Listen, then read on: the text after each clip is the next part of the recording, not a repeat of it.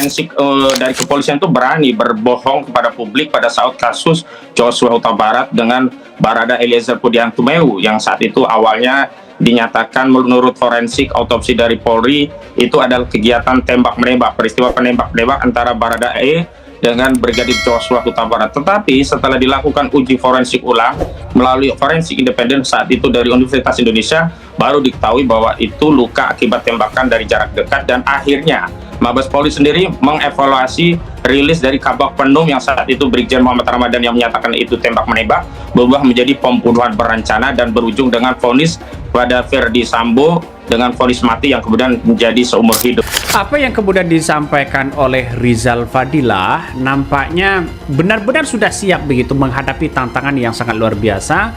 Kalau itu pun ya misalnya seperti P21 misalnya, kabarnya ini kan didengungkan oleh para termol begitu kan ya, akan mendapatkan P21. Justru Rizal Fadilah akan akan siap begitu kan ya dengan putusan P21 itu begitu. Tapi Rizal Fadilah akan mengungkapkan begitu selama ijazahnya ini masih belum ditunjukkan kepada publik, ke penyidik dan sebagainya, tidak bisa dong untuk lalu kemudian dianggap bahwa untuk memenjarakan orang.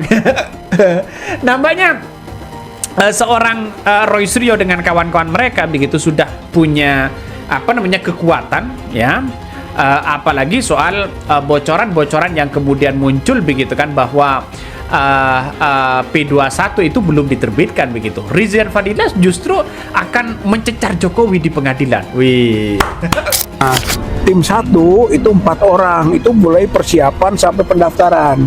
Itu ada nama David, Anggit, kemudian Isnaini, Eko Sulistyo. Nah, itu Widodo yang ngomong.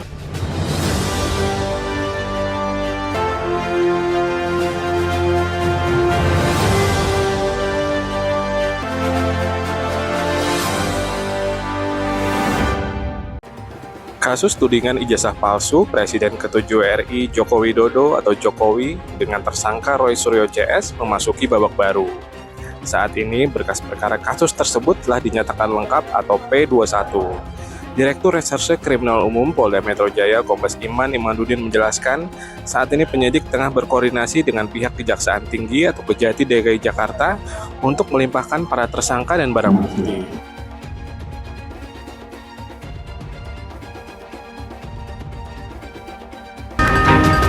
Berita utama kembali bersama saya Cindy Permade. Saudara, drama tudingan ijazah palsu yang menyeret nama Presiden ke-7 RI Joko Widodo masuk tahap baru.